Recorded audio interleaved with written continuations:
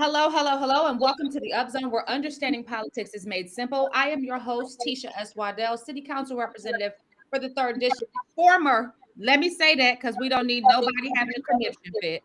Former City Council Representative for the 3rd District in the City of Fayetteville, North Carolina. And Mr. Floyd, your other host, former House Representative for the 43rd District in the state of North Carolina. Mr. Floyd, the reality is once you do it, you always do it because people still call you. Well, I appreciate you getting it right, Teach, because we've been working on this for the last 3 months. I know, and listen, heaven forbid if I try and sit in a seat that somebody else occupies, because Lord knows I do not need anybody having a whole meltdown because I have a little slip of the tongue.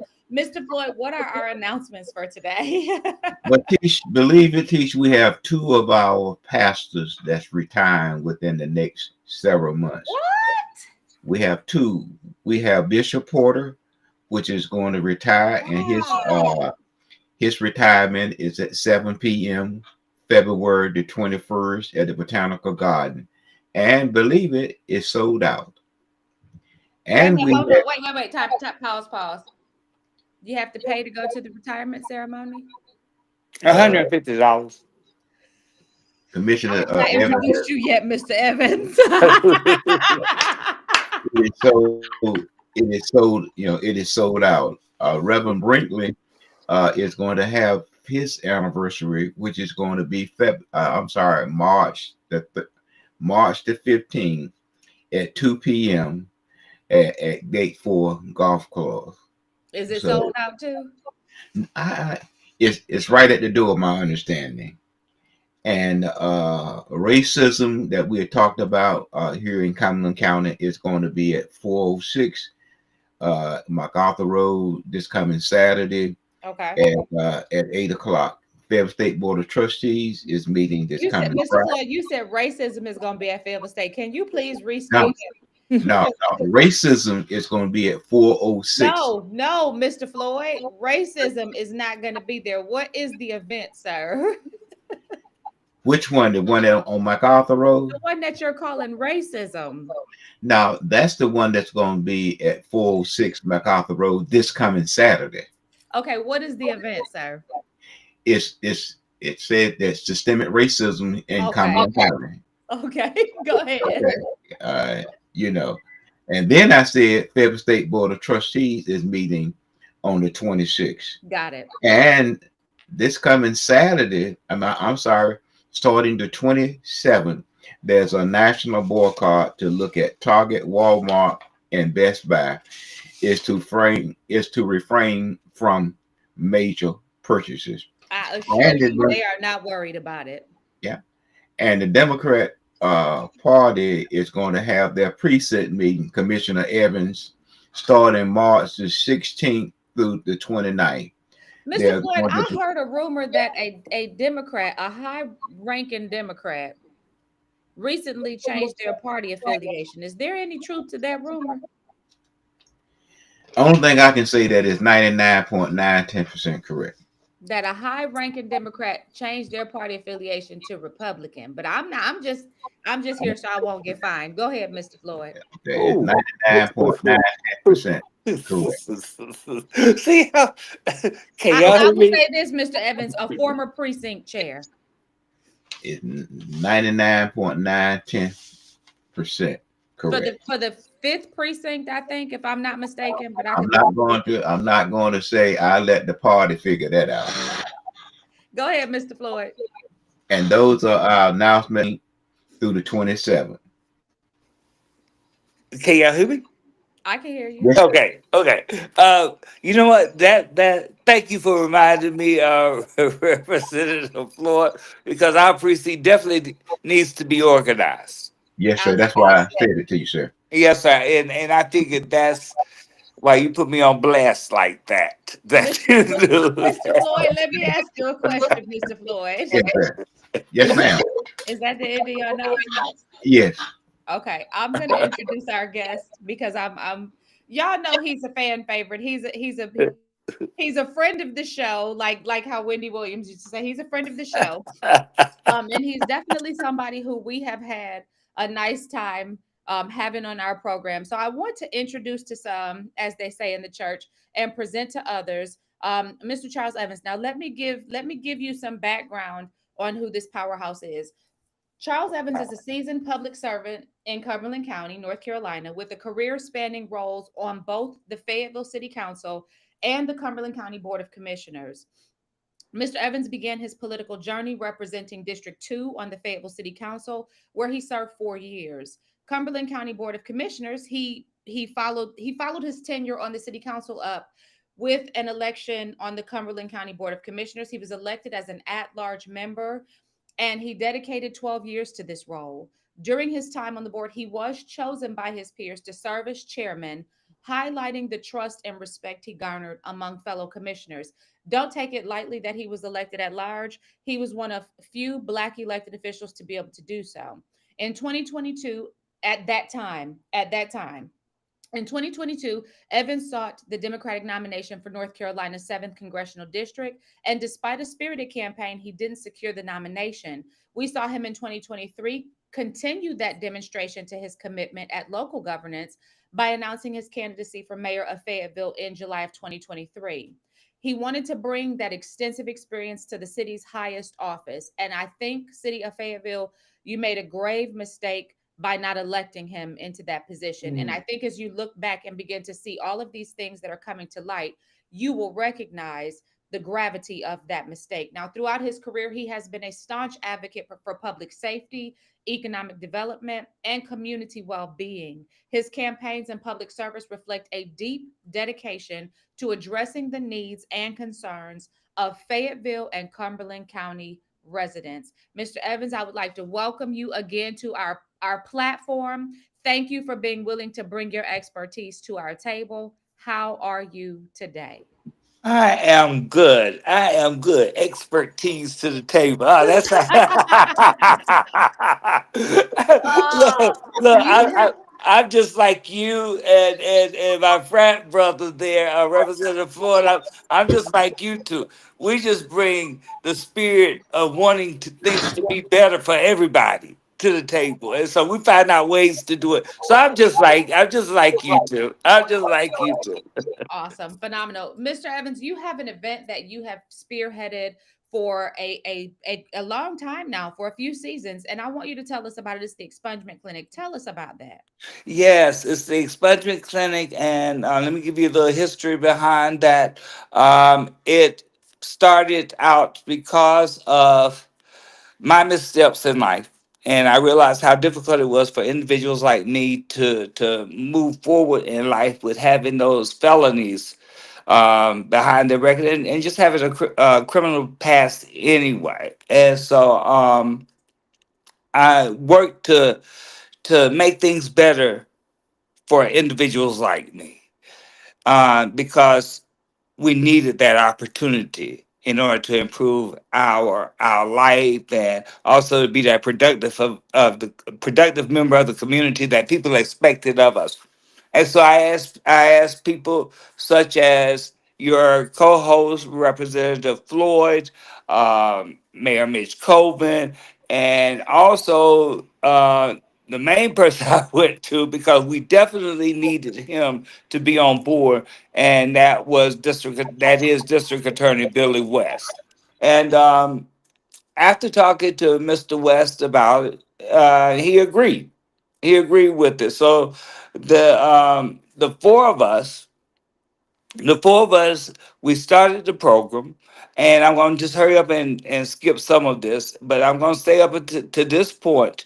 We have had over 1,000 people to have their records expunged, and it's been going over 10 years now that this have been existed, and so I'm very pleased with the results of this happening, and so we're looking forward to having this on the 27th of this month of February at 6 p.m. at Fayetteville State University. Where do people need to show up at Fayetteville State University, and what do they need to bring with them? Okay, they it's to show up at I think that's the Seabrook Auditorium there on Mercus Road, and to bring themselves. That's all they need to do is to bring themselves. We ask that you be there promptly. so that we can get started and get on out the way. Because there will be some paperwork that has to be filled out, and some questions that has to be asked, and an explanation is going to be made what is considered eligible to get your record expunged, and Can then you even provide a little information on that, Mr. Evans, so that a person can kind of quantify whether or not they qualify for this? well, right out the gate, I do know that violent crimes you cannot, that they would not be able to be expunged. Anything else I would hate to say, because not having a degree in law and understanding all that, I would much prefer for them to take the chance to come and speak with somebody and listen to the presentation that's going to be made, so that they would determine then. And then after that, they will still, there's individuals that will still have questions. So you will have the opportunity to talk to the district attorney and also other individuals with his team that will be there that can give you information to whether or not. But I do also want you to know that your convictions have to be done in Cumberland County. Okay. That's important. So you can't expunge something that happened in Texas. It must have happened in Cumberland County. Absolutely. You can, yeah, absolutely. You can't get What nothing does the time expunged look from like? done. Okay, so when somebody comes into this event, how much time should they be prepared to spend at this event? Probably a couple hours, Okay. if I'm not a little asking Charles longer. because look, Mr. Floyd brought it to my attention. Because I thought that having a record meant that you have been convicted of a crime, but you have a record even if you are just arrested and the case is thrown out. You still have a record because it will pull up on people when they go and they search your background. You're absolutely right. Dismissals. They're Right. still on your record. And So that's the I easy. have a dismissal on my record because I was arrested for some woman. I'm not gonna say her name today, but But the, so I'm gonna be there, Charles. I'm coming. okay. Well. Yeah. Yeah. I'm Absolutely. coming. As Representative Floyd, no dismissals. That's the easiest thing to get taken care of and get off your record. That's Okay. the easiest thing. And so, yeah, and those that are listening that may have dismissals on their records, come join us. And have that removed. What is the level It's of simple. privacy that a person can expect? Because one of the first questions that I had when I realized that I was going to be coming to this event was, what does this mean for me in terms of my I don't care because it's been all in the newspaper. When I ran for office, they printed everything. But for a person who's like, I'd like to still maintain some dignity and not have all my business everywhere, what's the level of privacy that they can expect? I think you can expect a high level of privacy. Even if you qualify to get the expungement done, and when you start doing the paperwork, it's only you and the representative from the DA office that you're dealing with. It's nothing that have to be broadcast or anything like that. The only way that people will find out what you're there for if you decide that you want to say it to somebody. Sounds good. Mr. Floyd, you have any questions? No, other than Charles, what take place, Teach, is that believe it or not, North Carolina has a population of 10.8 million residents. Of that 10.8 million residents, 1.5 of them have had some relationship with one of our 100 court systems across this state. Mr. Floyd, look, Charles, that's what he said when he was saying that day. I was like, well, Mr. Floyd, I don't have look, I was very indignant. I don't have a record. He was like, I said, I've been arrested, but I don't have a record. He said, well, then you have a record. But you know what? And if you would allow me to say this at this time, um, and you mentioned it, and whenever no, I'm not gonna say that. I'm No, go not gonna say ahead, it. Charles. Go No. ahead. Well, the thing that was said, and you mentioned it, and you mentioned the offices that I had ran for, one of them being mayor. And during the time that I was running for mayor, it was alluded to the fact, or it was actually said that I did nothing for our community. This is What true. I want to do is invite all of those that think and believe that to show up at these expungement clinics and see what the greater majority of these individuals that are getting their records expunged, to see what community they come from. Okay. And I tell you what, I am so honored. And as I said at the last event that I had just recently, I am so honored and proud of those individuals that come to get their records expunged, that come to find out what they can get done to improve their quality of life, because it shows that they care. And for me, even caring, it took a long time for me to care and to realize that I'm growing up and getting older and I want better for my life. And so it's just amazing. It's just amazing for to see this transpire. The development of improving yourself and getting things done so that you could be a better citizen here in this city, this county, and this state, and this country. You know, and Representative Floyd witnessed it. He spoke to a number of individuals. We will be in the courtroom, and he he would walk right up to the banister. I guess that's what you would call that, the fence, whatever it is, where people were sitting out in the audience, and he would tell them about how proud he is of them. You know, and just give them encouraging words. And Representative Ford can attest to the fact, when you look out there in that audience, who were the majority of the people that you saw, Representative? Miss Waddell, zip code 301. But the thing about it is, and see, and that's Well, let me say this. whenever we're in a position where we can help each other, that's what we need to do. You know, we had one of these expungement clinic as our church, Sister Waddell, and I was just amazed to see two 18-wheelers parked on Chapel Hill Road. Why? Mhm. Why were you amazed by that? Those were two truck drivers driving 18-wheelers Coming to get that their some record. kind of way came to get their to address something on their record that are preventing them from going forward in the trucking business, when the trucking business indicated that they need about 2050, about 95,000 new truck drivers. Absolutely. So, Absolutely. so that I simply say that, and what people have to understand, that it's a process, that before the process is concluded, all of this have to be signed by, they have to be signed by a judge. It's going to be investigated by the State Bureau of Investigation to determine whether or not you don't have anything out there in the cloud that is not there, before that, is given to you. So, you can feel comfortable as you go through this process.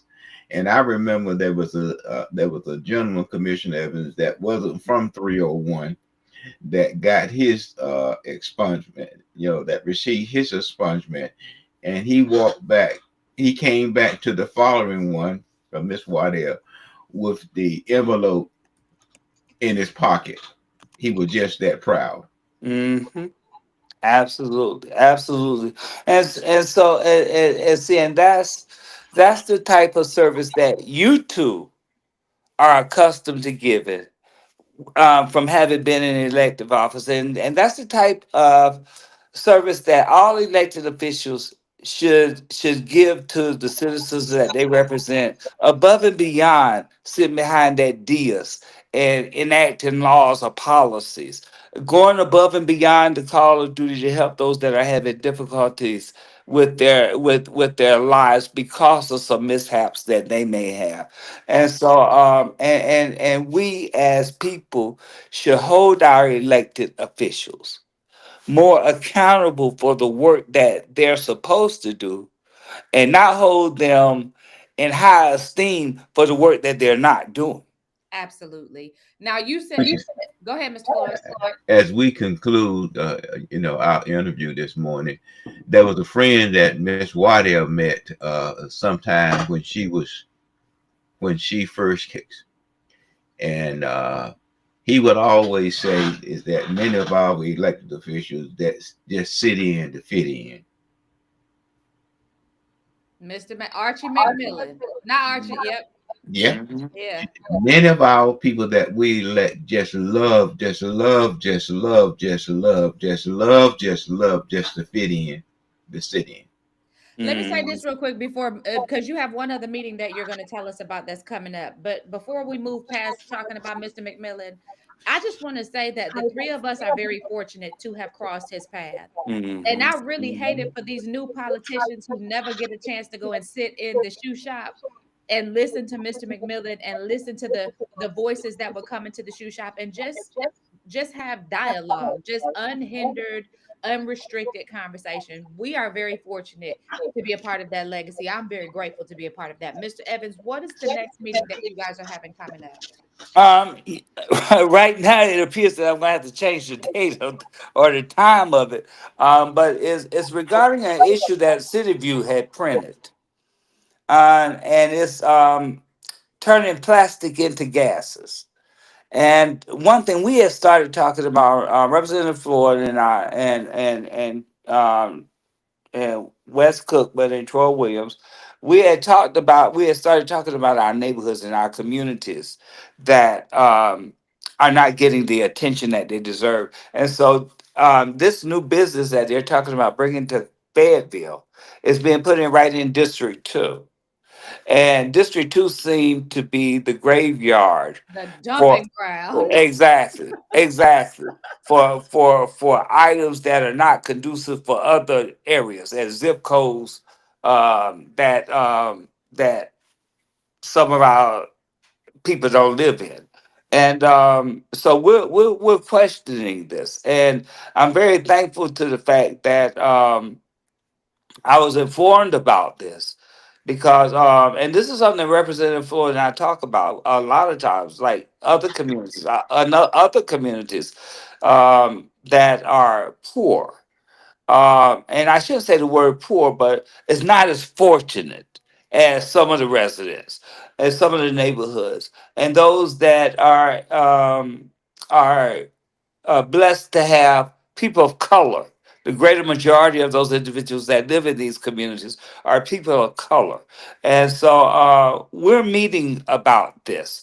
And it's tentatively scheduled now for the 27th at 6 p.m. at Second Missionary Baptist Church. But that time may have to be changed. Absolutely. Well, Mr. Evans, I want to tell you thank you again for coming and sitting with us. We appreciate you. You know, you always have a home at the table with us. If ever you want to come by, all you got to do is just let us know because we love having you. You bring Well, laughter, you bring light, and you bring information. And those three things are extremely important. I would like to congratulate you on the expungement clinic and the legacy that it is leaving in our community. Both you and Mr. Floyd, Billy West, and the mayor. I appreciate the fact that you guys have continued to move this forward. I do intend to be there on the 27th, and I invite anybody else who look, even if you're like me and you're like, I don't have a record because it was dismissed, it was thrown out. Yes, you do. Go and get it removed, get it cleaned up because you don't have to live with that following you. oh, This is the reason absolutely. that you put this in place so that we could not live with this following us. Absolutely, absolutely, and thank you both for having me today. And Godspeed and God bless you, and keep doing what you're doing. Keep informing, Thank you, because sir. the most terrible thing is for individuals not to know. I tell you what, that's the truth. You have a wonderful day and we'll talk to you soon. Thank you. Bye bye. You do the same. Mr. Floyd, thank you again for bringing it to my attention that this is something that I needed to address. I really appreciate that you didn't leave me ignorant of this fact. And I hope that we've done the same for our community in not leaving them ignorant of the fact as well. Mr. Floyd, what else we got on our agenda that where you want to start at today? You tell me where you Well, want to start.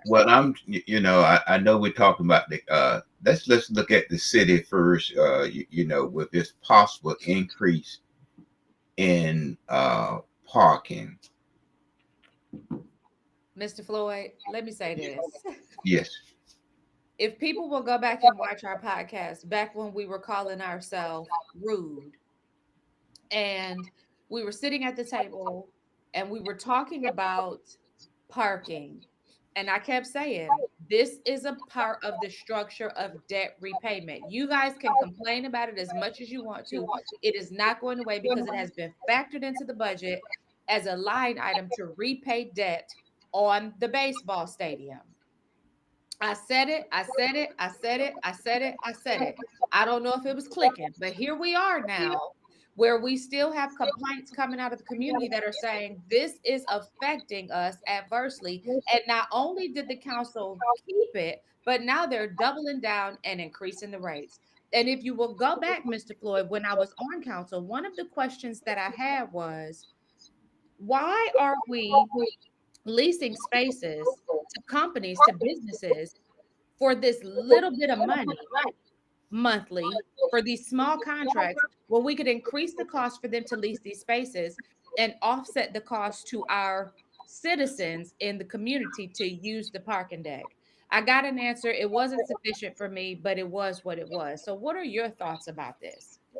Well, Tisha, I believe that parking deck as an example, and you know what my thoughts are on that parking deck. I know. You Let's want go to back increase that way. my, yeah, you want to increase my fee, make me go to Planet Fitness in order to use it. Okay? Because there's no elevator. So if the staff is going to recommend Not Planet Fitness. well, how am I going to get from the fourth floor back and forth to get my car? Planet Fitness. Well, that's what I'm saying.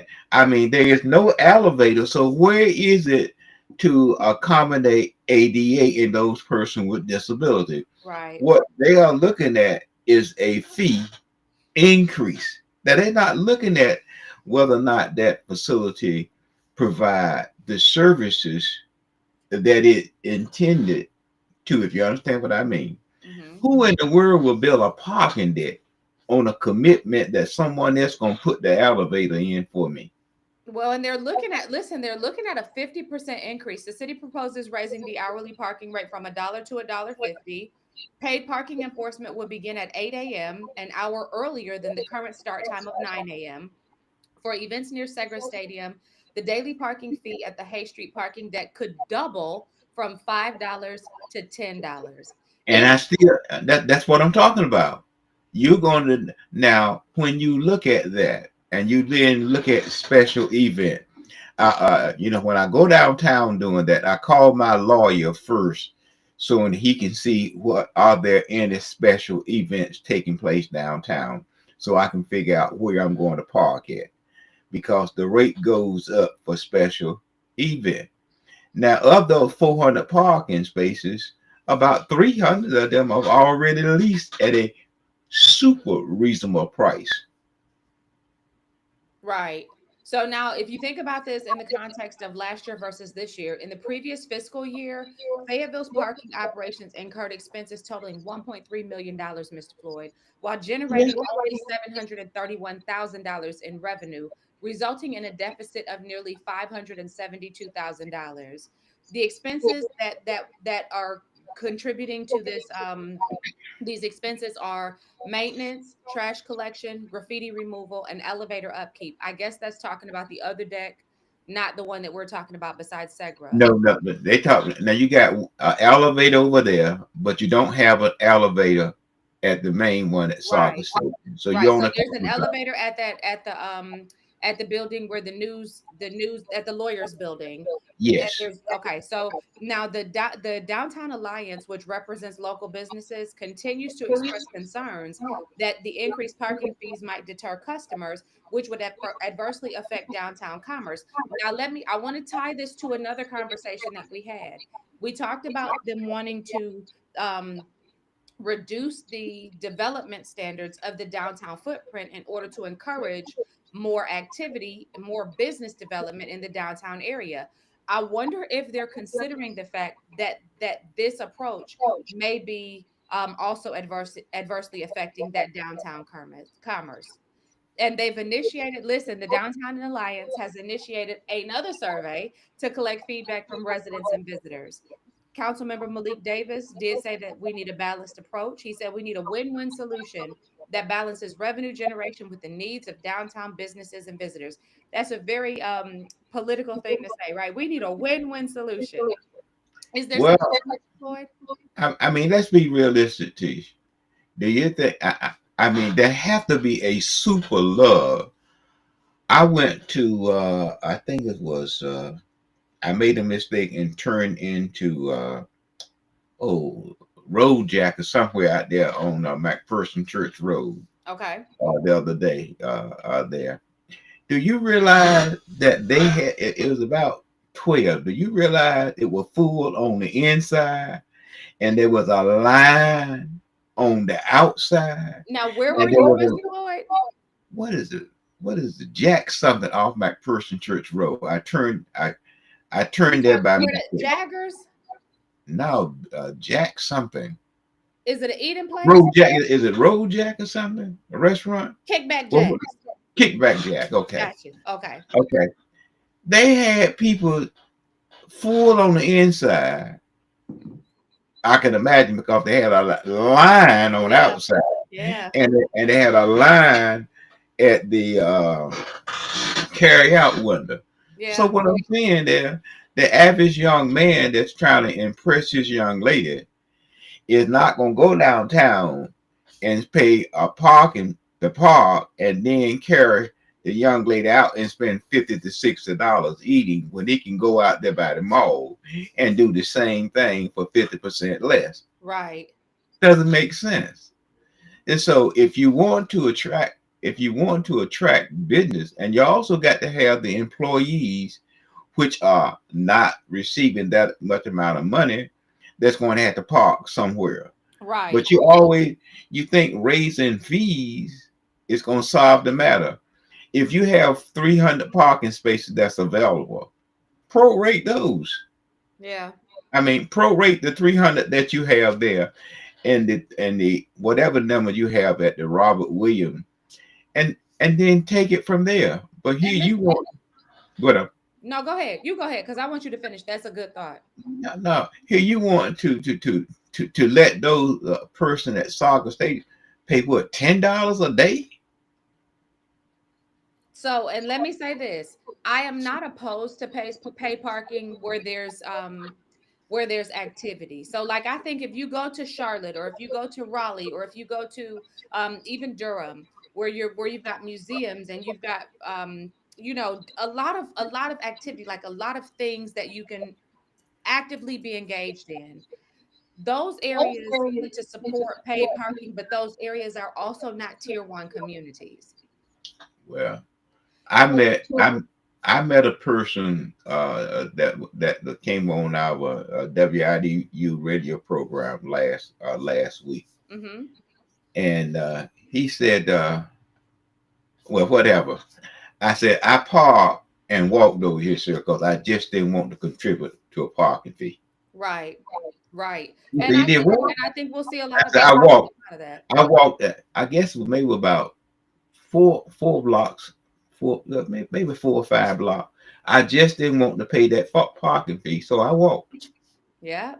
And like I said, I think we'll see a lot of that. Mr. Floyd, now while we're talking about tier one communities, let's talk about the impact of Cumberland County's property tax revaluation.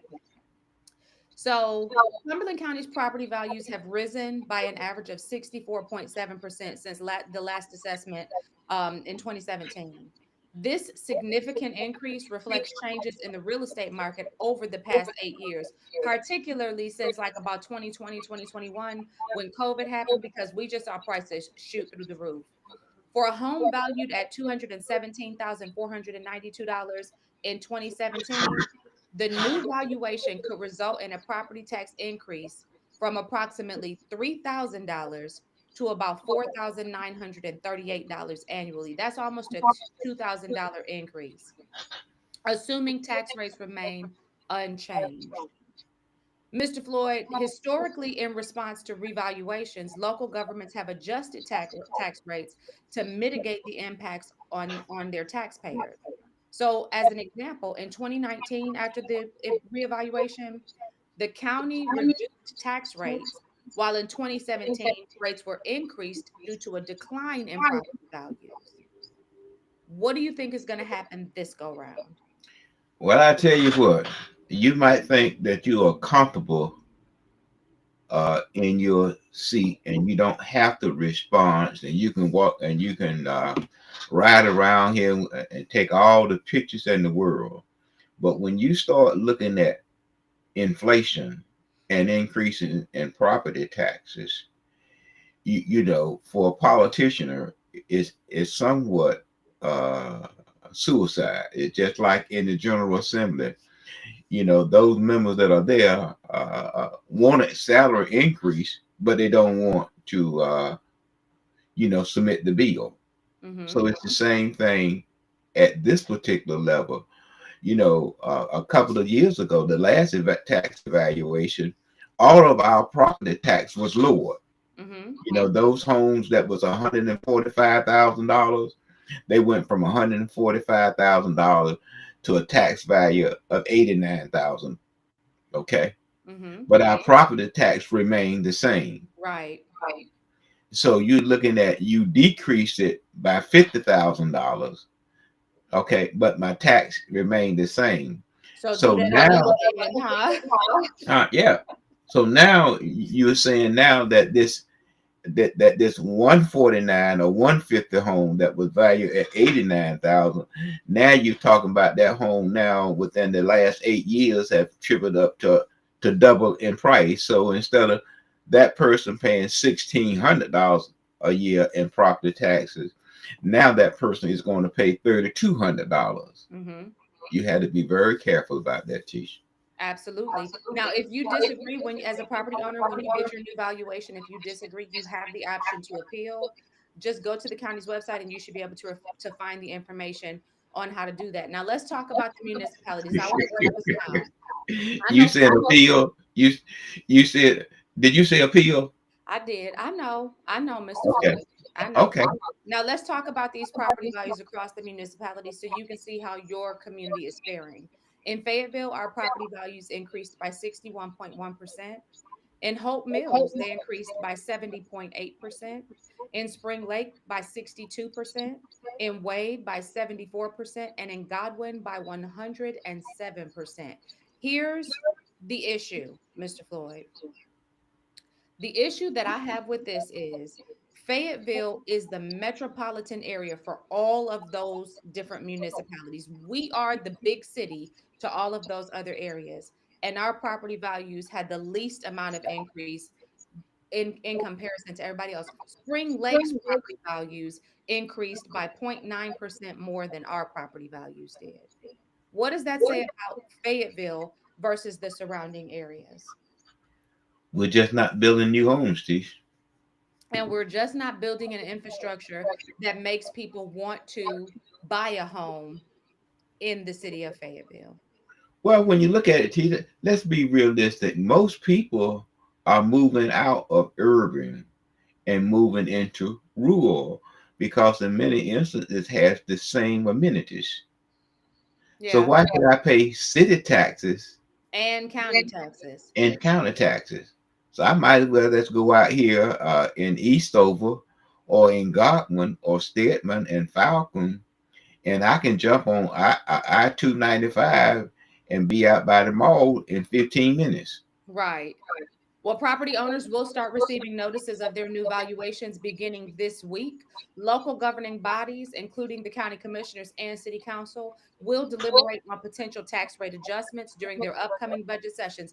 This is going to be a hot topic of conversation because the city council still has a deficit to make up in their budget because the county has changed the tax distribution for the municipalities. Watch this, pay attention to this. I can assure you, you're going to be paying more to live in the city of Fayetteville than you ever have before. Mr. Floyd, you have anything else you want to talk about that before we move on to begin talking about the Eva Clayton Fellowship Program? You have to be very careful, Tish, when you start talking about increasing and double people property taxes. Absolutely. So let's talk about this Eva Clayton Fellowship Program, Mr. Floyd. What is this all about?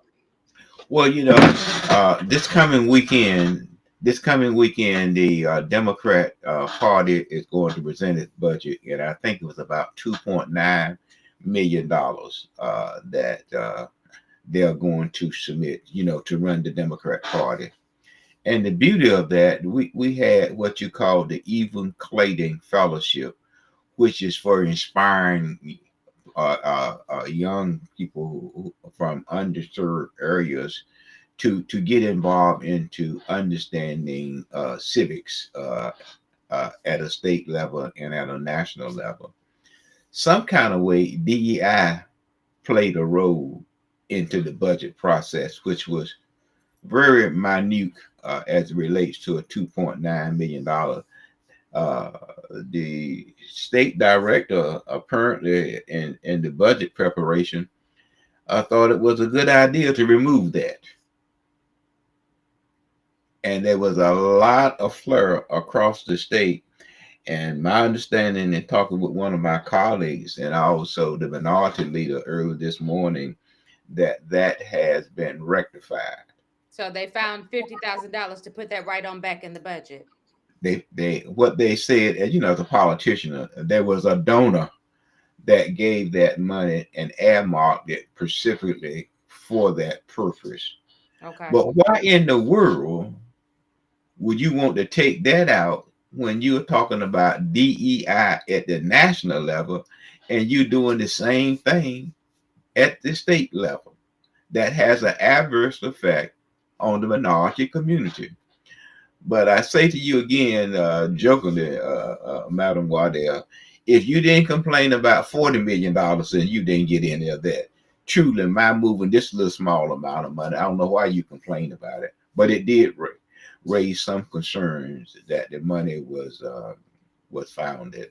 But what people don't realize that our governor need the African American caucus members, which make up 55% of the caucus. He need the council of state members in order to carry forward his agenda, because the governor cannot introduce any piece of legislation in the General Assembly, right, nor the state Democrat Party. So the African American members of the North Carolina House and Senate are critical to the Democrat Party, and many times the party. If that body unite, both in the House and the Senate, we won't have these concerns that we have, just like doing away with the Evan Clayton Fellowship. We won't have that. Okay. Well, Mr. Floyd, believe it or not, we've made it through our topic list. So what else you want to talk about before we get up out of here today? No, I'm just saying that what Commissioner Evans talked about earlier, and that was a waste to energy company that turned plastic into fuel, is looking at opening a plant in downtown, within 1 mile of downtown Fayetteville, which just happened to butt a minority community. I want to put eyes on something for the people that pay attention to our conversations. When we were in the election cycle, Mr. Floyd, and we saw Malik being put up in this position to face off with veteran council member Shaquilla Ingram, there were a lot of questions from people who are politically savvy about why that would be, right? About who's backing him, why are they really pushing for him to get in this position? And I said to you when we were doing show prep, I said, and because remember we kept saying, just watch what rolls out and you'll know why, right? Just watch. If you just pay attention. District 2 has had more development ideas or pitches come to them in this cycle than I can remember in a very long time of this nature. So more environmentally questionable concepts have been pitched in District 2 than I've seen that since I've been paying attention. And it begins to make sense to me because this is not something, given former Councilwoman Ingram's commitment to her constituency and their best interest, this is not something that I think would have happened quietly under an administration that included her. What are your thoughts about that? I'm just surprised that the company, and reading the article, have been meeting with the county now, the county for 7 months. But that But lets you the know that the property, mayor knows, because if you recall, County Commissioner,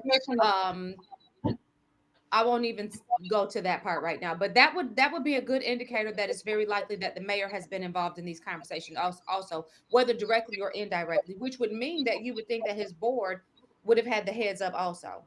well, I mean, the property is located in the heart of the city.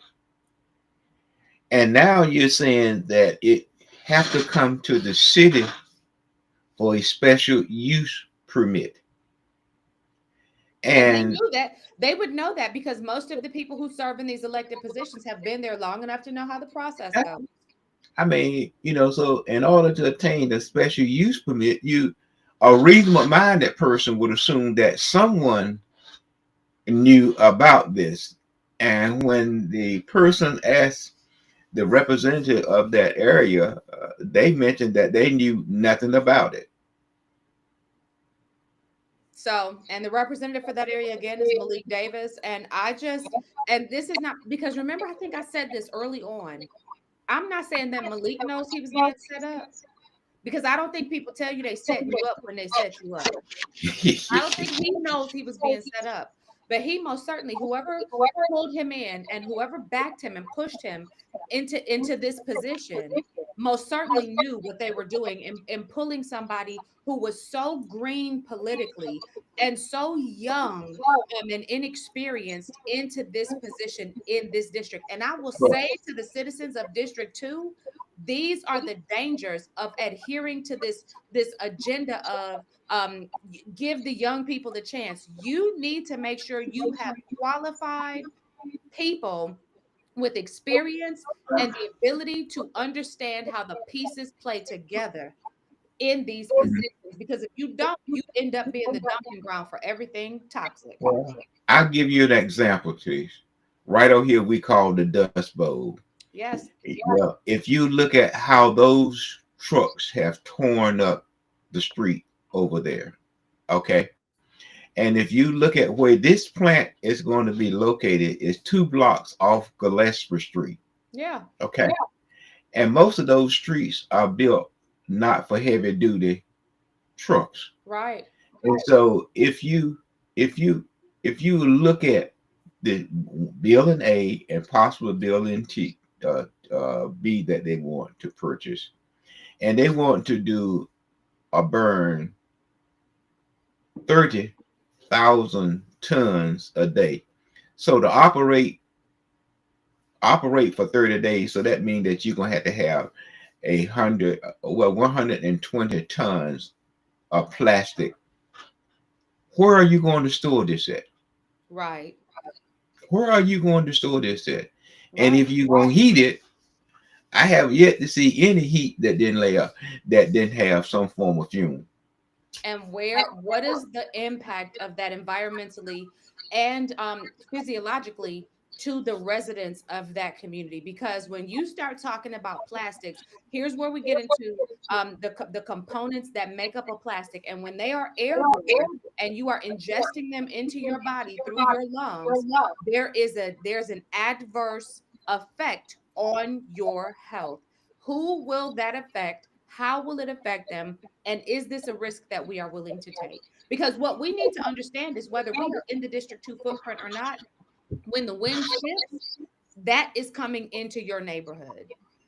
That is true. And what the company did indicate that they were going to look at plastic, but now this is not the end, that they can burn ties, and that will provide more emission. So, all these things have to be addressed if the city is going to allow them to develop there. And then too, you need to see some type site development plan that the community need to see. Where is it going to be stored? How are the trucks going to enter and exit the facility? Where's the commitment that you're not going to burn ties, that you're just going to do plastic, you know.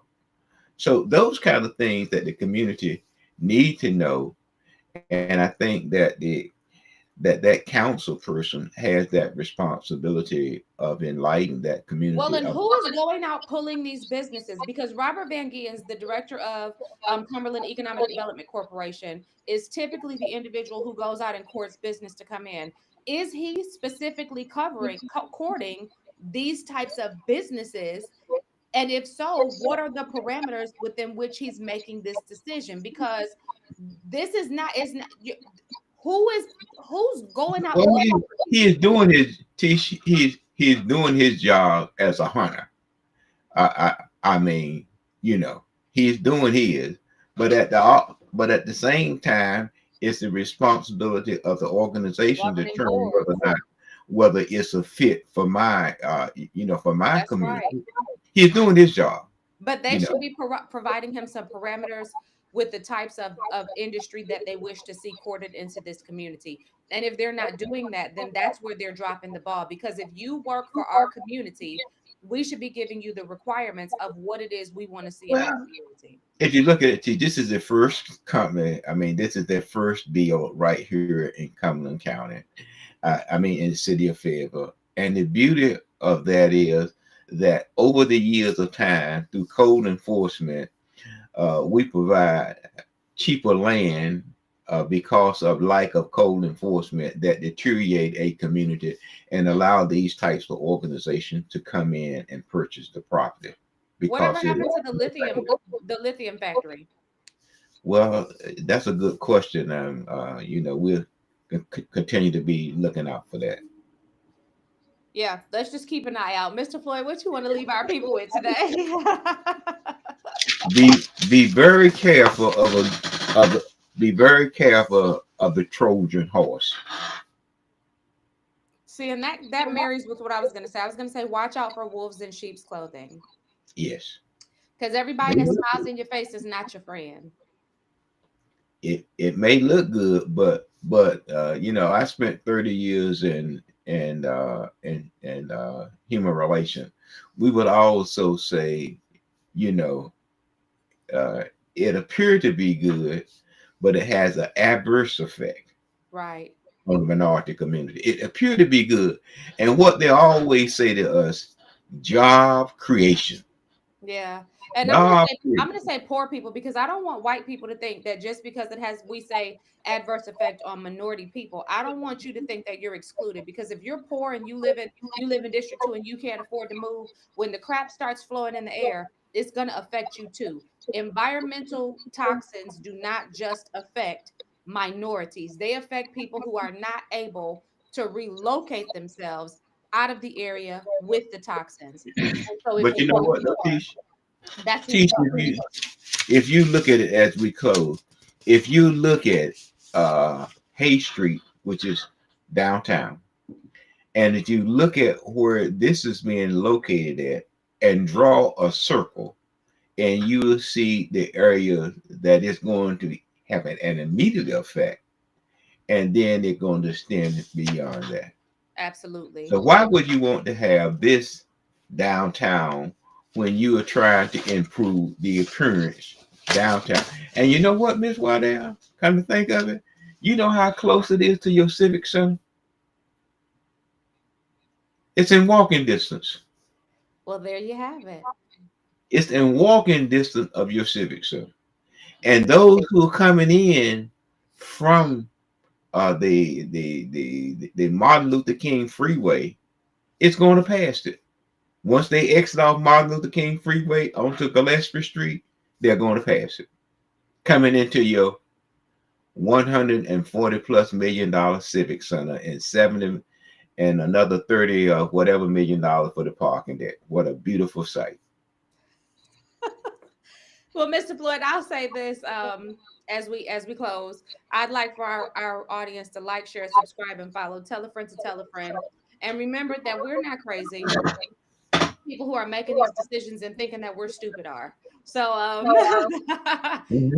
we ask that you would make sure that you are being attentive to what's happening in your community, that you are passing along good information to people who are going to pay attention and are going to have a response. Like, share, subscribe, follow, tell a friend, and we will catch you on. Oh, and thank you to our guest, Mr. Evans, for joining us today. We hope to see those of you who need to be at the expungement clinic located at Seabrook Auditorium at Fayetteville State University next week, Thursday, the 27th at 6 p.m.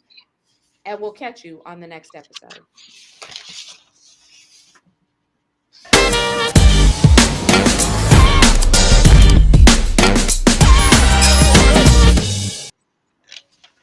Thank you, Ms. Waddell, for allowing me to share the air with you. Always a pleasure, sir. Always a pleasure. Thank you for letting me